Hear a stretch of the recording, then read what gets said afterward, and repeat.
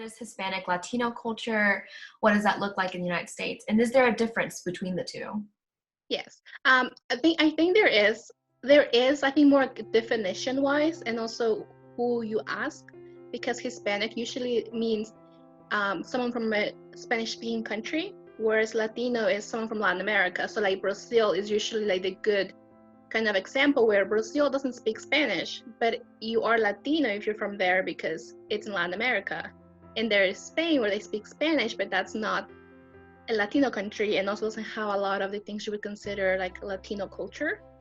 So I think there's a huge difference, and I don't think, like, particularly I don't care. Like, I'm Hispanic, and that's a U.S. term for us. I'm Latino because that just kind of resonates with me a little bit more, just because I'm from Latin America, and to me, that being Latino and kind of like a lot of the aspects of being Latino, you know, is more Latino and Hispanic. So I think that we are extremely welcoming of anybody. I'm not sure if that is because a lot of Mexicans have immigrated to the US, where a lot of them don't have families here, so you're gonna have to recreate a family or create your village that's going to support you.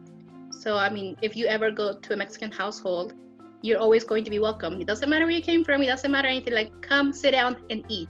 And the only time you will have any issues is if you say you don't want to eat the food or you already ate. You sit down and you eat, and then you become family, and that's just the way it is. But I think it's very similar to any other family where we like to be together. It usually is around food and celebrating. Like we don't, everything, it's always a party because we like celebrating and good to see each other. Mexican food is, again, very bean, rice based and corn, so you always have tortillas. Like, I know people in the US eat tacos as a kind of a prepared dish, but in Mexico, tortillas are used to make tacos of whatever it is you're eating. So it's not like you're going to eat tacos, you're going to eat maybe a beef stew dish or a saute with rice and beans and use tortilla to eat it. So you will always kind of have that as kind of the layout for the meal.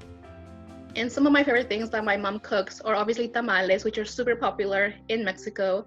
And they take a lot of effort, and you can taste it. So they're so good. Mexico is an extremely Catholic country. Like Catholic, I was born Catholic, and then I was baptized officially into the Catholic religion. But there's a couple of things that we do, I think, differently that I haven't seen in as many countries.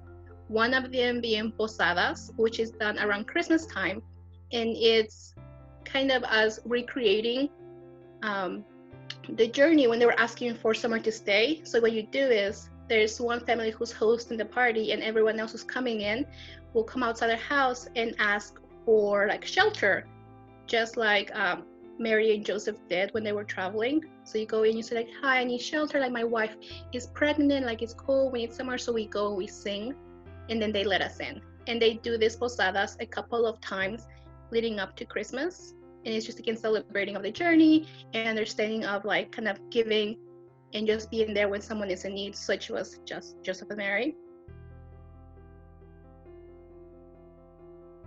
But we also have Dia de los Muertos, which is around Halloween.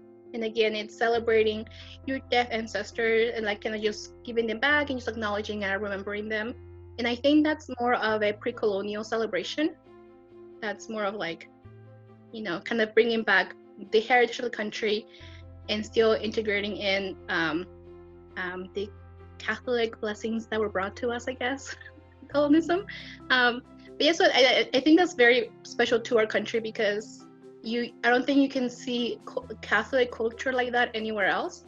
It's because they decided to mix in together kind of the Aztec, more of like the pre-colonial kind of love they had for what they did and bringing it together. So, but yeah, Dia de los Muertos is awesome. It's so colorful. I think it's one of the most colorful holidays that we have.